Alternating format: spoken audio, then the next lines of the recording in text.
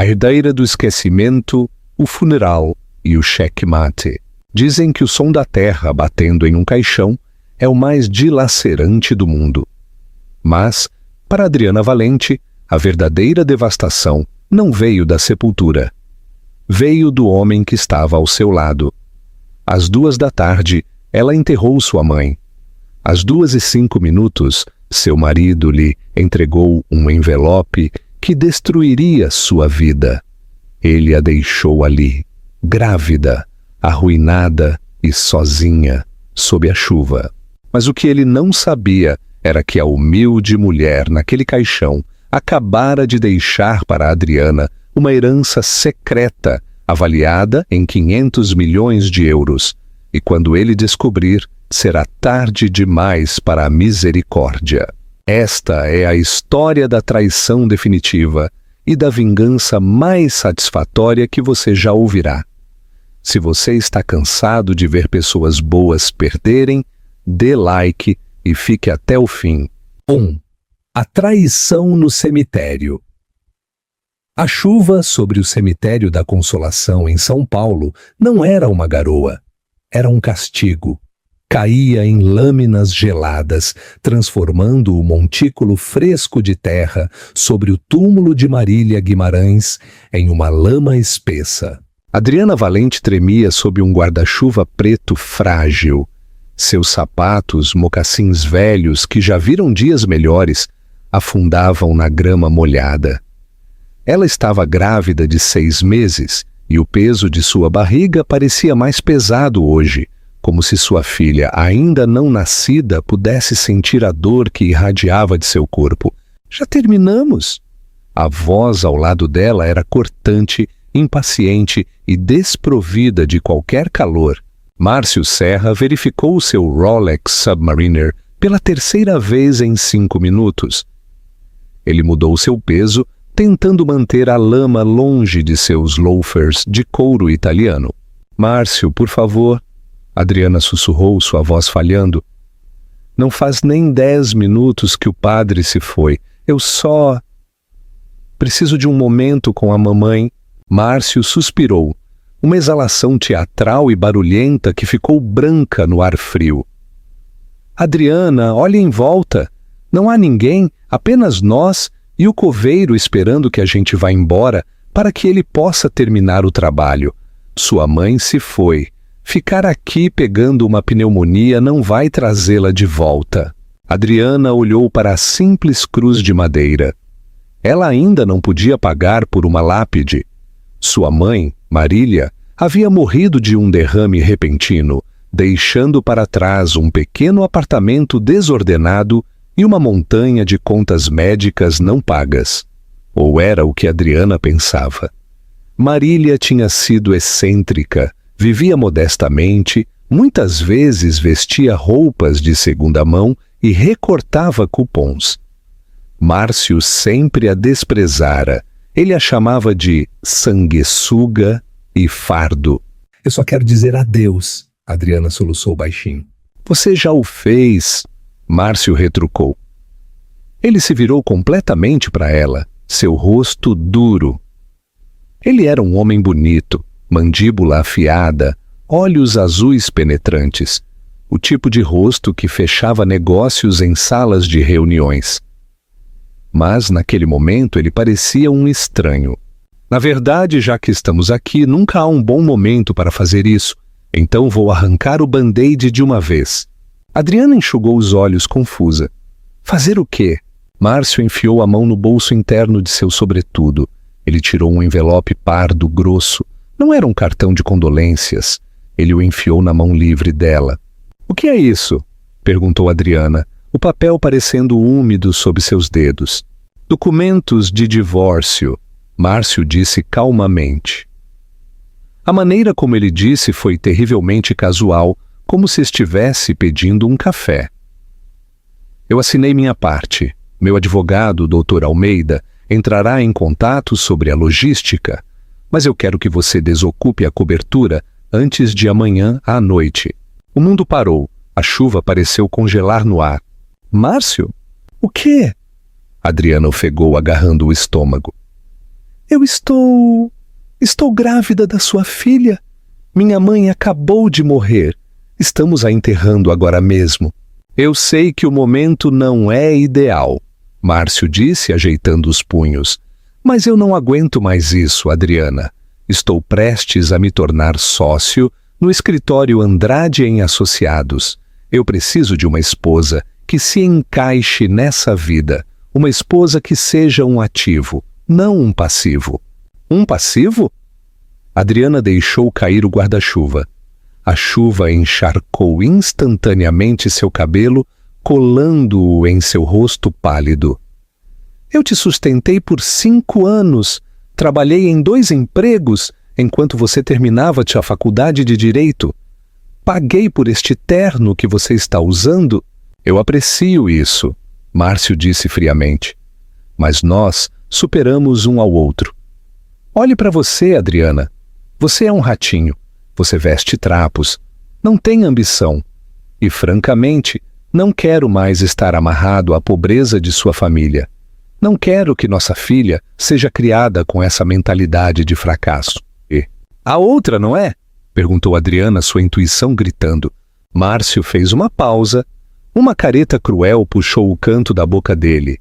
Silvia é a filha do sócio-diretor. Ela me entende, Adriana. Ela entende o mundo em que eu vivo. Você está deixando sua esposa e sua filha ainda não nascida pela filha do seu chefe? Estou garantindo meu futuro, Márcio corrigiu. Eu deixei 5.000 euros na conta conjunta. Considere isso uma indenização. Use para encontrar um lugar. Talvez volte para aquela cidadezinha de onde você veio. Combina mais com você. Ele se virou e começou a caminhar em direção ao seu BMW X5 prateado, estacionado no caminho de asfalto. Márcio, você não pode me deixar aqui! Adriana gritou, o vento rasgando o som de sua garganta. Eu não tenho carro, Márcio! Ele não olhou para trás. Entrou no SUV de luxo. O motor rugiu e ele se afastou, espirrando água lamacenta na grama, enquanto acelerava em direção à saída. Adriana caiu de joelhos na lama, apertou o envelope contra o peito, soluçando. Ela havia perdido a mãe e o marido em 24 horas. Estava sozinha, gelada e grávida de uma vida que ela já não sabia como sustentar. Comente agora. Você acha que Márcio é o epítome da escória ou apenas um homem ambicioso? Queremos ler sua reação a essa traição. 2. O segredo da herdeira Adriana ficou ali pelo que pareceram horas, tremendo tão violentamente que seus dentes batiam. Ela não ouviu o ranger dos pneus no cascalho, até que um carro parou bem atrás dela. Não era Márcio voltando. Era um Rolls-Royce Phantom, preto vintage. Um chofer saiu com um grande guarda-chuva preto, seguido por um senhor mais velho em um impecável terno cinza. Ele tinha cabelo prateado, óculos de aro de arame e carregava uma maleta de couro que parecia mais velha que Adriana. Ele caminhou até onde Adriana estava ajoelhada na lama. Não disse uma palavra a princípio, apenas segurou o guarda-chuva sobre ela, protegendo-a da chuva torrencial. Senhora Serra? Perguntou o homem. Sua voz era profunda, rouca e gentil. Adriana levantou o olhar com o rímel escorrendo por suas bochechas. Quem é o senhor? Meu nome é Dr. Gustavo Ribeiro, disse o homem. Eu fui o advogado pessoal de sua mãe nos últimos 40 anos. Adriana piscou, limpando a chuva dos olhos. Minha mãe não tinha um advogado. Ela trabalhava em uma padaria. Mal tinha dinheiro para o aluguel. Dr. Gustavo sorriu, um sorriso pequeno e secreto que não chegou aos olhos. Ele lhe ofereceu uma mão para ajudá-la a se levantar. Isso, querida, era exatamente o que Marília queria que todos acreditassem.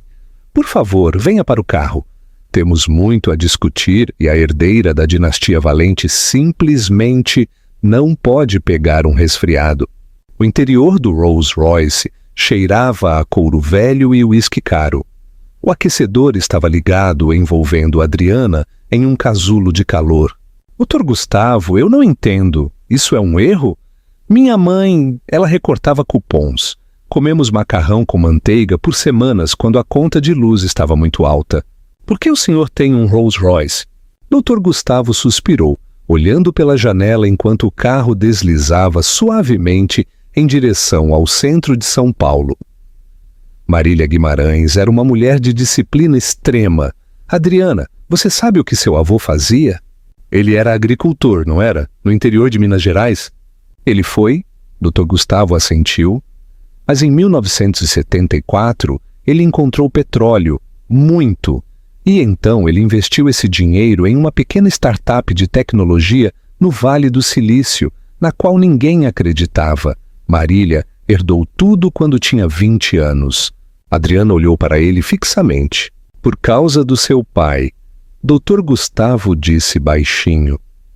Seu pai se casou com Marília por causa do dinheiro dela. Gastou milhões em 3 anos. Ele a traiu e quase faliu o patrimônio antes de morrer naquele acidente. Marília estava aterrorizada de que você crescesse como ele, ou que atraísse homens que só quisessem sua riqueza. Adriana sentiu um nó na garganta. Pensou em Márcio. Não posso ficar preso a um barco que está afundando. Ela queria que você encontrasse um homem que a amasse por você, Adriana, não pelo nome Valente. Ela queria que você aprendesse o valor do dinheiro, do trabalho duro, da bondade. Dr. Gustavo fez uma pausa. Ela estava observando seu marido muito de perto, sabia? Ela sabia? Adriana sussurrou. Ela sabia que ele era mau? Ela o investigou há 3 anos. Dr. Gustavo revelou. Ela sabia das dívidas de jogo dele no cassino da Avenida Europa, sabia de sua ambição e suspeitava da infidelidade muito antes de você. Ela estava esperando que você visse. Adriana olhou para o envelope lamacento que ainda segurava na mão. Eu vi hoje. Ele se divorciou de mim no túmulo da minha mãe? O rosto de Dr. Gustavo escureceu. Um brilho de raiva genuína cruzou suas feições. Ele fez o quê? Ele me deixou, disse Adriana com a voz vazia. Disse que eu era um passivo. Disse que eu estava afundada na pobreza e que ele precisava de alguém com status. Dr. Gustavo olhou para ela fixamente por um longo momento. E então, surpreendentemente, soltou uma risada baixa e seca. Não foi uma risada de diversão. Foi a risada de um general a quem acabavam de entregar os planos de batalha do inimigo. Status! Dr. Gustavo repetiu, saboreando a palavra como vinho azedo. O Sr. Serra é um sócio júnior em um escritório de advocacia que fatura por hora. Ele acha que isso é status. Dr. Gustavo colocou sua maleta sobre o colo e abriu os fechos dourados. Ele tirou um documento grosso encadernado em veludo azul. Marília Guimarães deixou tudo para você. A carteira inclui direitos de mineração no Brasil, uma participação de controle em uma farmacêutica em Zurique, imóveis em Londres, Tóquio e São Paulo e um fundo fiduciário líquido. Adriana sentiu-se tonta. Quanto? Quanto vale? Dr. Gustavo olhou diretamente nos olhos dela. Após impostos, a avaliação atual do patrimônio Valente é de aproximadamente 520 milhões de euros. Adriana deixou cair a xícara de chá. Ela não quebrou, mas o líquido quente derramou nos tapetes. 500 milhões? Dr. Gustavo levantou um dedo. Há uma condição. Sua mãe sabia que você era de coração mole, Adriana. Ela estava preocupada que, se você herdasse esse dinheiro enquanto casada, com um homem como Márcio, ele a manipularia para que você lhe desse o controle. Adriana olhou para os papéis do divórcio em seu colo. Márcio acabara de lhe entregar a chave da fortuna. Ao se divorciar dela, ele havia cumprido a condição. Ele fez isso sozinho? Adriana sussurrou. Exatamente, disse Dr. Gustavo. Tecnicamente, dado que ele apresentou os documentos, antes que você reivindicasse a herança, e dado que heranças com esta estrutura fiduciária específica estão separadas dos bens conjugais, ele tem direito a exatamente 0 centavos deste dinheiro. Dr. Gustavo inclinou-se para a frente. No entanto, ninguém sabe. Para o mundo, Marília Guimarães morreu pobre. Para Márcio, você é uma mãe solteira indigente. Se apresentarmos a aceitação da herança publicamente, ele pode tentar contestar o divórcio, alegar que a quer de volta apenas para obter um acordo. As lágrimas de Adriana haviam secado. Em seu lugar, uma brasa fria e dura começou a brilhar em seu peito. Ela pensou em Márcio dirigindo. Pensou nele, a chamando de passivo. Pensou em Sílvia, a mulher que estava tomando o seu lugar. Ele quer o divórcio? Disse Adriana, sua voz tremendo, mas desta vez com raiva, não com tristeza. Eu lhe darei o divórcio, mas não quero que ele saiba sobre o dinheiro. Ainda não. Dr. Gustavo sorriu, e desta vez foi um sorriso de predador. Eu esperava que você dissesse isso. O silêncio é a nossa melhor arma, mas você precisa de um lugar para morar. A cobertura está no nome dele? Sim. Bom, que ele fique com ela. Tem uma hipoteca, eu presumo. Enorme. Ele é obcecado por aparências. Excelente. Dr. Gustavo bateu em um papel do arquivo. Sugiro que a mudemos para a propriedade da família. Não está na cidade. Está em Alphaville. É onde os verdadeiros magnatas vivem. Estará vazia, mantida por funcionários esperando por você. Mas primeiro, Dr. Gustavo olhou para o vestido enlameado dela, seus sapatos gastos, seu cabelo desgrenhado. Se vamos para a guerra, Sra. Serra, ou melhor, Senhorita Valente, precisamos equipá-la com a armadura certa. Adriana tocou sua barriga. Ele disse que queria um futuro. Ela sussurrou para a chuva, que riscava a janela. Eu vou comprar o futuro dele. CTA. Assine agora para não perder o momento em que Adriana veste a armadura. E compartilhe isso com sua melhor amiga. 3. A entrega dos papéis. Humilhação disfarçada. 3 dias após o funeral, Adriana entrou nos elegantes escritórios de paredes de vidro da Andrade em Associados. Ela usava um cardigan de lã cinza, que lhe caía um pouco grande, jeans gastos e tênis. Ela parecia exatamente o que Márcio queria que ela fosse, derrotada, pobre e insignificante. A recepcionista, uma jovem com cabelo perfeitamente penteado, olhou para Adriana com desdém mal disfarçado. A entrega é na entrada de serviço dos fundos. Eu vim ver Márcio Serra, Adriana disse baixinho, apertando sua bolsa. Eu sou a esposa dele. A recepcionista piscou. Seus olhos examinaram a roupa de Adriana. Oh, a esposa. Certo, ele está na sala de conferências B. Ele disse para mandá-la diretamente. Ele está com pressa. Adriana caminhou pelo corredor. Podia sentir os olhos dos paralegais e sócios juniores sobre ela. Todos sabiam.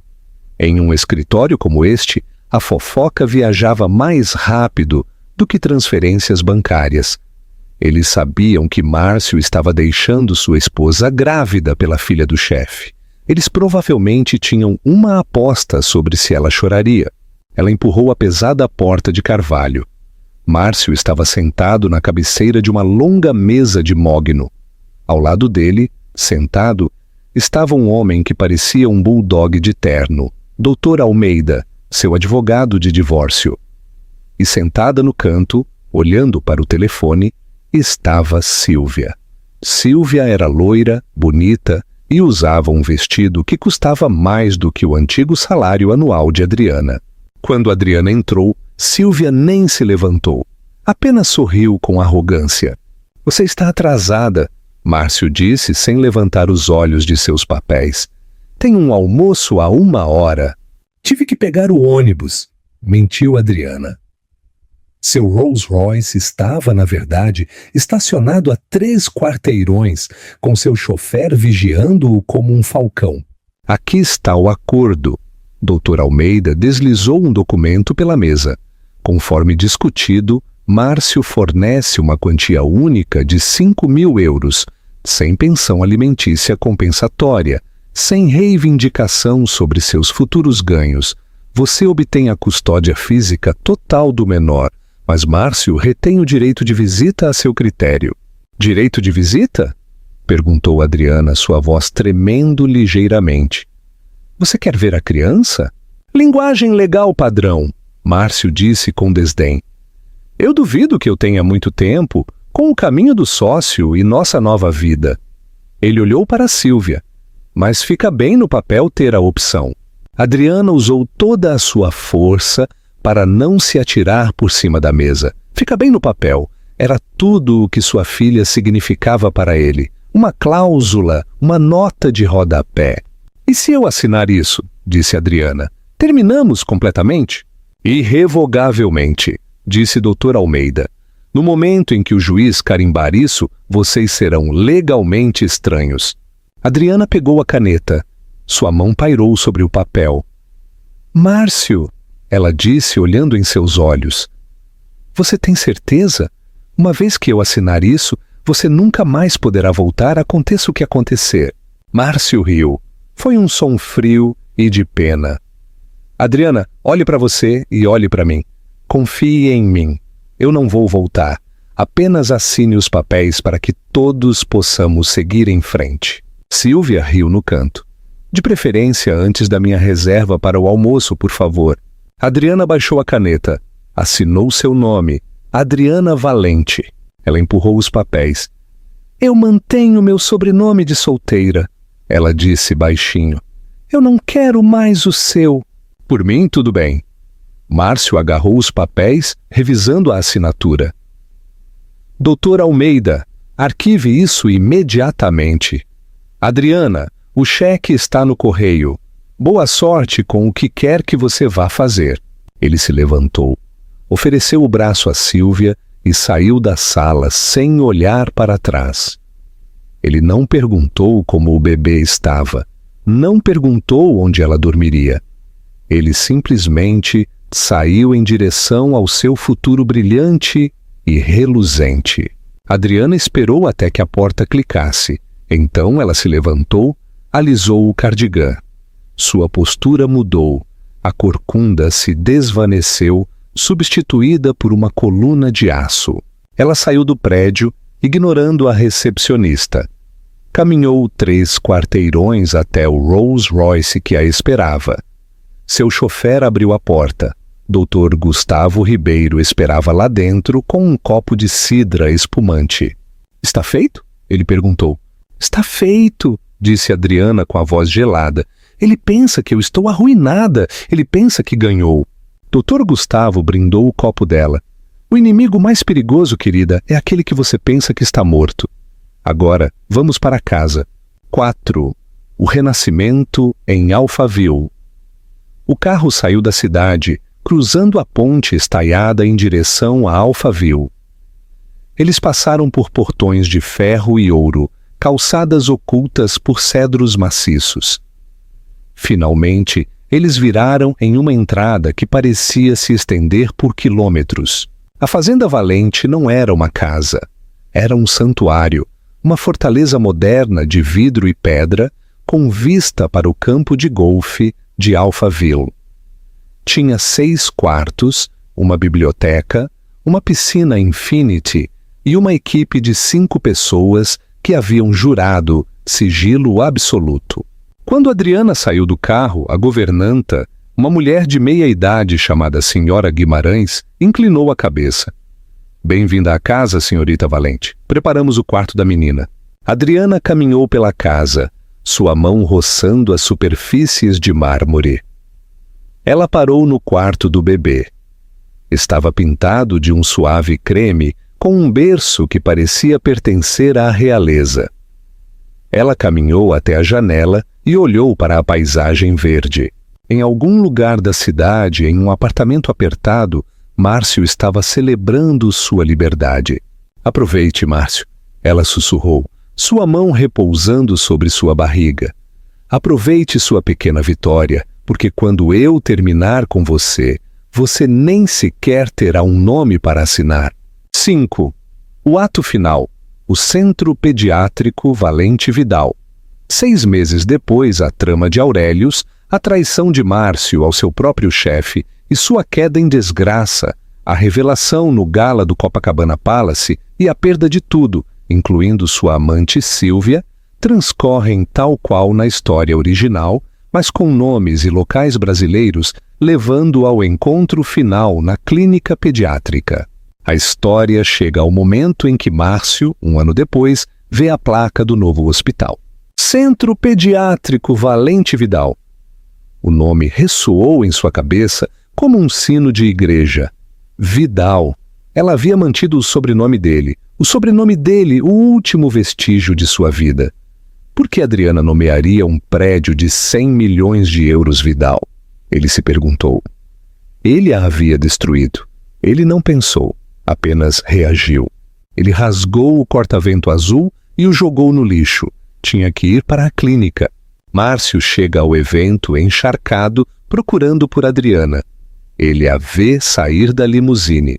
Adriana saiu. Ela não estava sozinha. Pela mão segurava uma menina, Vitória.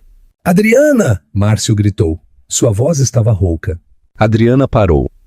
Ela simplesmente fez uma pausa, sua mão apertando protetoramente o ombro de Vitória.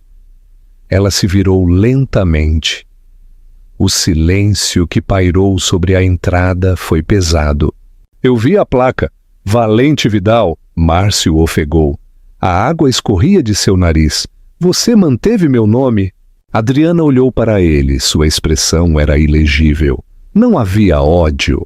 Eu não mantive o nome por você, Márcio. Adriana disse baixinho. Sua voz era tranquila. Eu o mantive porque ele pertence a ela. Ela olhou para Vitória.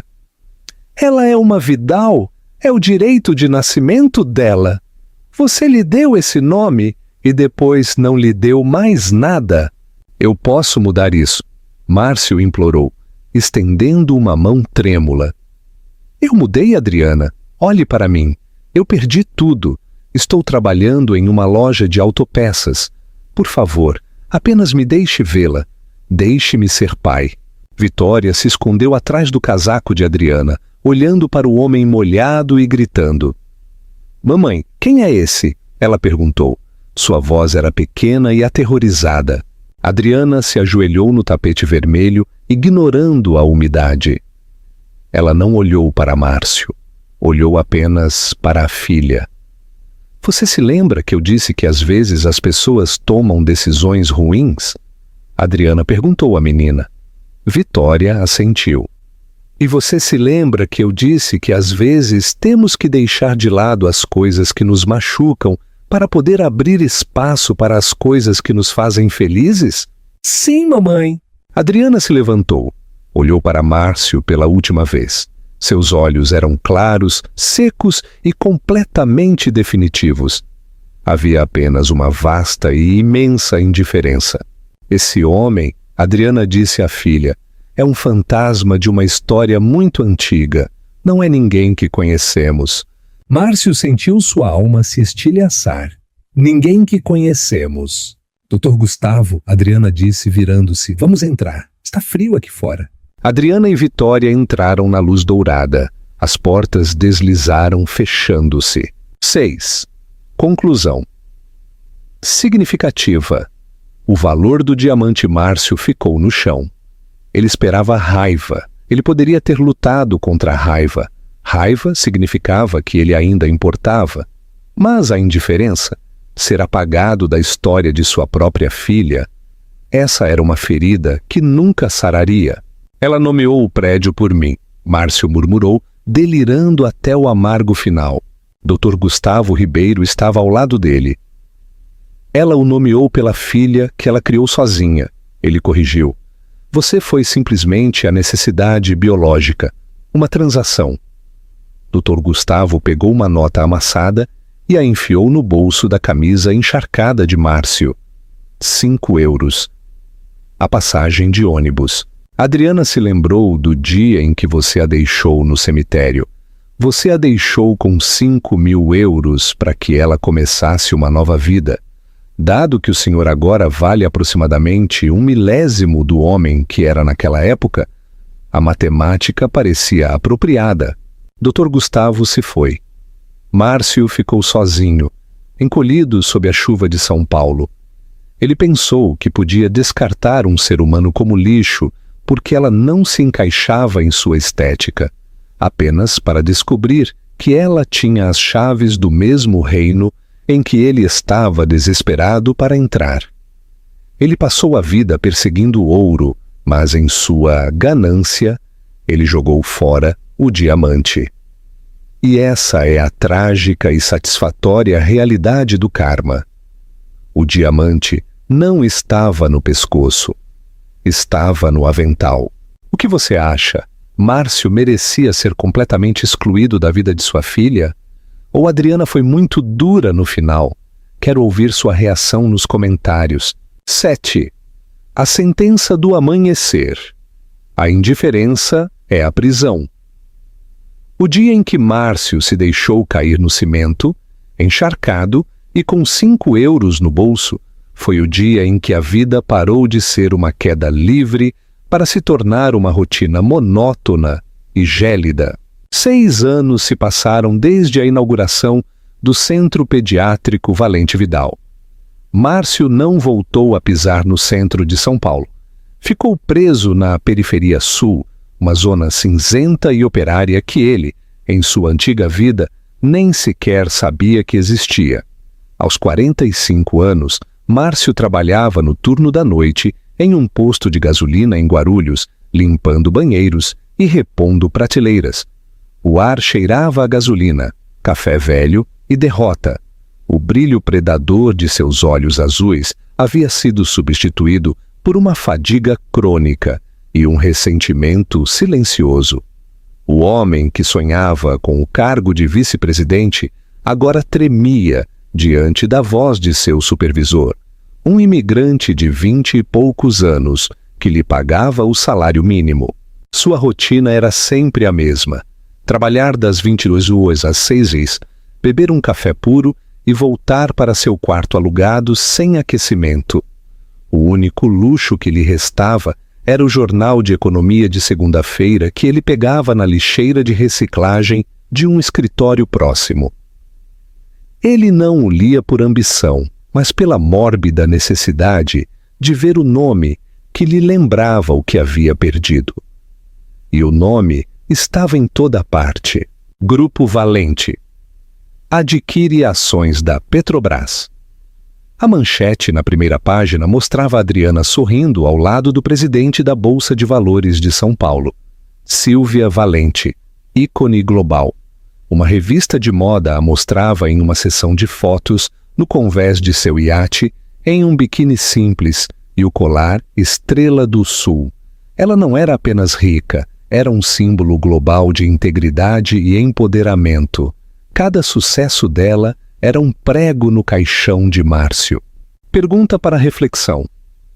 Se você pudesse dar um conselho a Márcio neste momento, qual seria? Você diria para ele lutar ou aceitar seu destino? Queremos ler você. O último engano. Uma noite, enquanto limpava a seção de doces, Márcio encontrou uma manchete que o fez tropeçar. Marília Guimarães. O legado da filantropa esquecida. O artigo detalhava como a mãe de Adriana, a humilde Marília, havia sido a fundadora secreta e a maior acionista silenciosa de uma das maiores empresas de energias renováveis do Brasil, vendida postumamente ao Grupo Valente.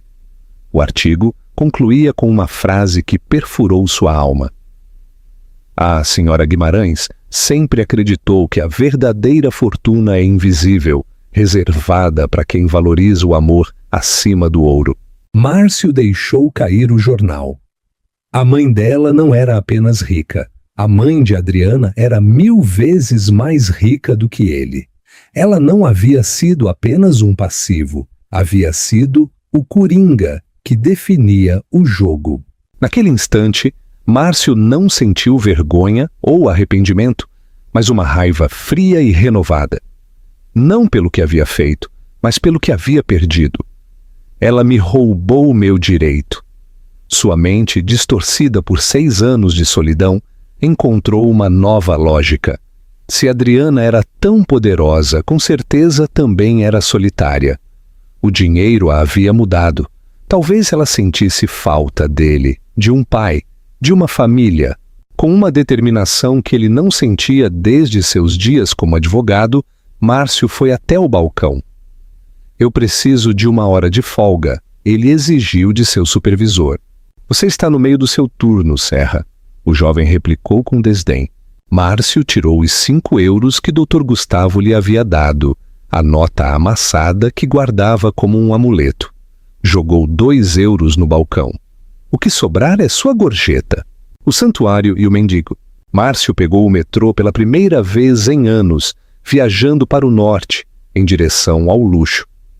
Desceu na estação de Alphaville, sentindo um arrepio que não era apenas pelo frio. O ar aqui era diferente, mais limpo, mais caro. Ele caminhou até a Fazenda Valente. A mansão era uma obra-prima de vidro e pedra. Parecia menos uma casa e mais um santuário, cercada por segurança de alta tecnologia invisível.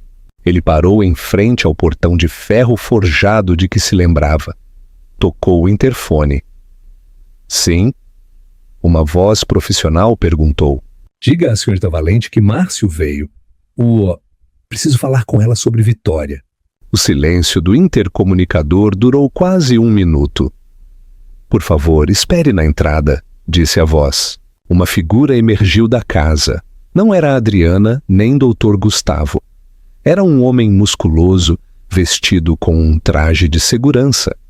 Ele não se aproximou de Márcio, mas parou a cerca de 10 metros de distância. Em seguida, um carro saiu da garagem, um Mercedes-Benz Classe S blindado. Parou no portão, a janela traseira baixou e lá estava a Adriana. Ela parecia radiante, embora sua expressão fosse de pura aborrecimento. O tempo não apenas a havia melhorado, a havia polido até transformá-la em uma arma. Márcio, disse Adriana, sua voz tão plana e sem emoção, como se estivesse lendo a placa de um carro. Adriana! Márcio cambaleou em direção à janela. Eu vim por Vitória. Eu vi a notícia da sua mãe. Sinto muito por tudo. Eu mudei. Eu paguei pelos meus erros. Eu sei que ela precisa de um pai. Você não pode negar isso a ela. A segurança de Adriana era palpável. No banco da frente, ele podia ver Vitória, de 11 anos, folheando uma revista. A menina nem sequer levantou o olhar. Não, disse Adriana. Ou o quê? Perguntou Márcio desesperado. Eu não vou falar sobre Vitória com você. Adriana respondeu calmamente. E não, você não mudou. Você envelheceu, o que é diferente.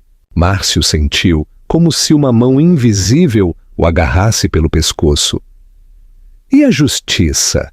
E a moralidade? Você me arruinou? A culpa é sua por tudo. Você me deixou sem nada. Adriana riu, um som breve e baixo. Márcio, eu não te arruinei. Eu te defini. Eu não te deixei sem nada. Eu te devolvi ao que você era sem meus recursos. Justiça? A justiça é que minha filha não tenha que aprender a lição da traição do jeito difícil. Ela fez uma pausa. Inclinou-se ligeiramente para a frente. Você quer saber por que eu não te temo? Adriana olhou para seu guarda de segurança, depois para a cerca perimetral invisível, depois para Márcio, tremendo no ar frio de Alphaville. Porque você é um zero. Você não tem poder. E o que é pior, você não tem história. Eu sou o pai de sua filha. Vitória não sabe quem você é. A história dela é que o pai dela é um herói em um livro de fantasia que ela nunca conheceu. Eu sou a única narradora da vida dela, e você não existe nela. Adriana fez um sinal para sua segurança. Agora eu tenho um jantar com o embaixador, e não quero que minha filha me veja perder tempo com barulho. Espere! Márcio agarrou a borda da janela, seu último apelo. Não há nada? Um emprego? Um cargo de zelador? Não me deixe apodrecer. Adriana olhou para a mão suja de Márcio no carro blindado, inabalável. Você já tem um emprego, ela disse, com uma voz que era a calma após a tempestade. E você está ganhando o que você vale. Agora vá embora. Da próxima vez, a segurança o tratará como um invasor. O motorista acelerou suavemente o motor, forçando Márcio a soltar a janela. O carro partiu, deslizando silenciosamente. Márcio ficou lá, vendo a silhueta do carro desaparecer. Não era a pobreza que doía, era ser apagado. Ele não era um vilão na vida dela. Ele era uma nota de rodapé, uma errata. A lição final e a condenação. Márcio retornou ao posto de gasolina. Colocou seu avental e terminou seu turno, esfregando o óleo e os restos de café. Enquanto a luz do amanhecer se infiltrava pelas janelas, Márcio pegou o jornal que havia jogado fora e o abriu. Na primeira página, a foto de Adriana e o embaixador. E abaixo, um pequeno artigo sobre uma nova lei de ética nos negócios, proposta pelo Grupo Valente, que tornaria a apropriação indébita corporativa um crime criminal mais grave. Uma lei que afetaria diretamente seus antigos colegas. Márcio percebeu a verdade final. A vingança de Adriana não era sobre o dinheiro dele, era sobre integridade. Ela havia usado a traição dele como base de um império que elevava o padrão ético nos negócios, punindo silenciosamente todos os homens como ele.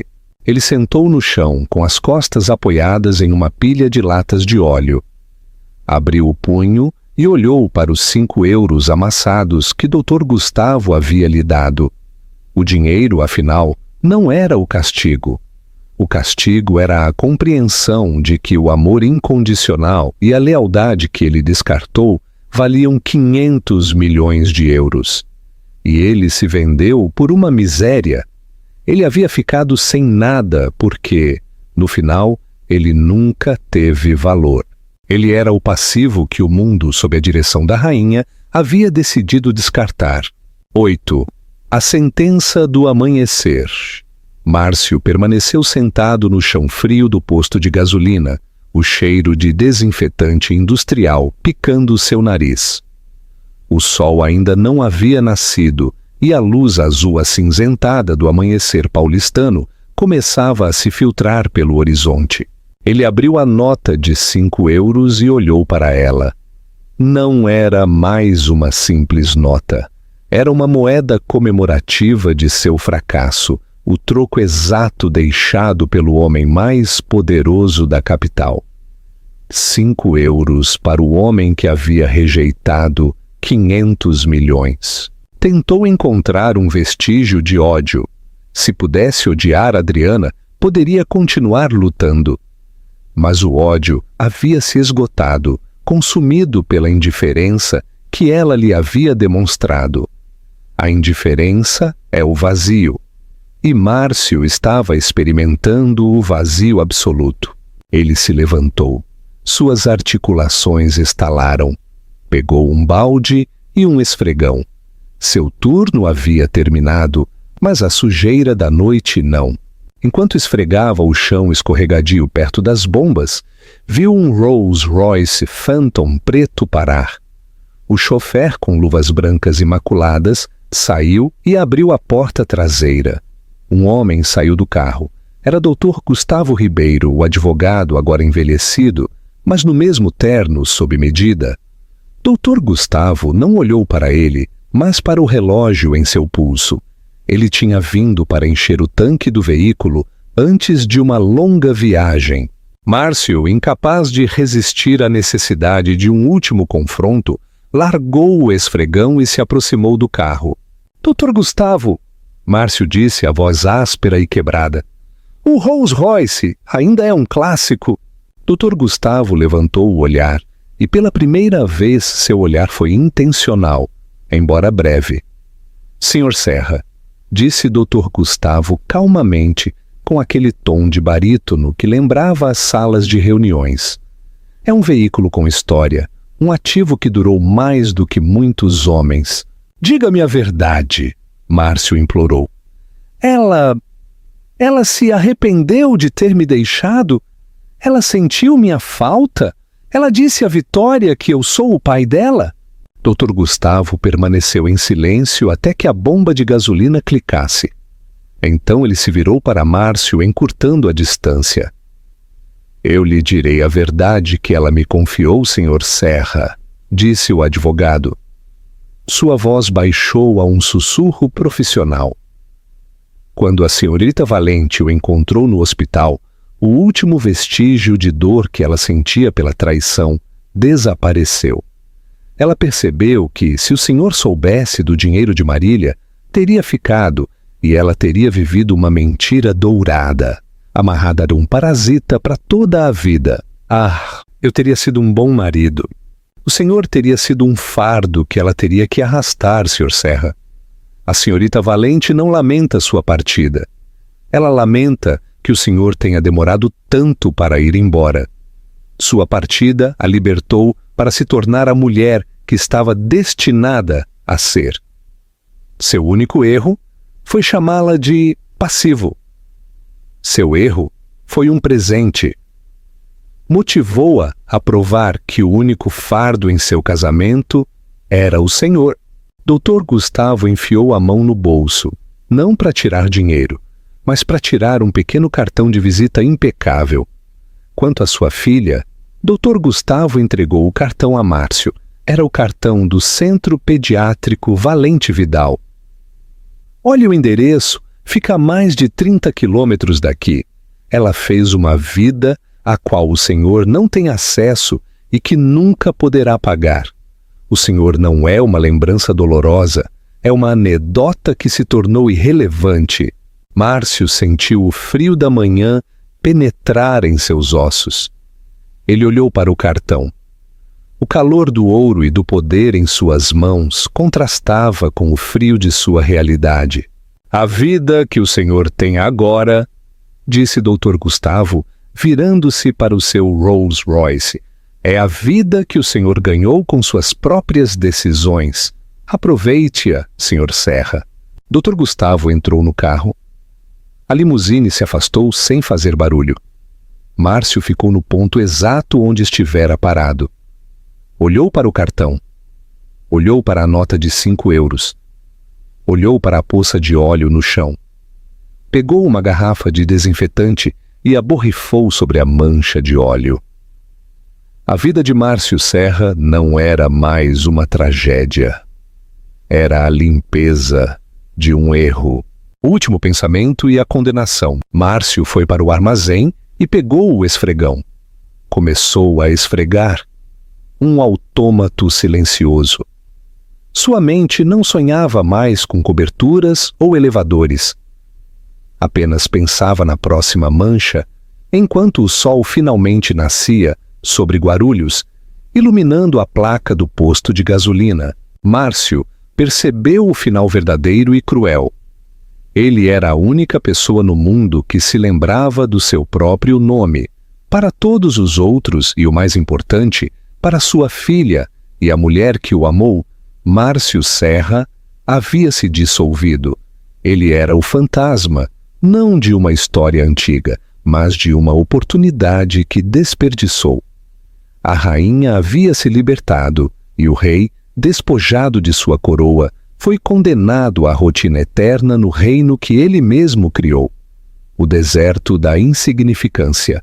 Um desfecho amargo, mas inevitável. Reflexão final. Você acha que a vida deu a Márcio uma segunda chance que ele não soube aproveitar? Ou o destino dele foi selado desde o momento em que ele menosprezou o amor de Adriana? Deixe seu último comentário e sua grande lição aprendida desta história. Se você gostou desta épica de justiça poética, por favor, dê like e compartilhe. E não se esqueça de se inscrever para continuar presenciando o poder do karma. Obrigado por ler até o final.